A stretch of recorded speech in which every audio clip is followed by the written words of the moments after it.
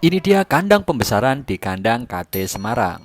Kami menggunakan kandang pembesaran untuk babon yang sedang mengeram dan juga babon yang sedang membawa anakan dan juga anakan-anakan ayam KT yang masih kecil-kecil sampai usia remaja. Untuk detail ukurannya sudah kami tuliskan di rangkuman pemeliharaan beternak ayam KT. Kalau kau mau komen ya. Yang belum follow silahkan follow ya untuk mendapatkan inspirasi atau tips-tips lainnya.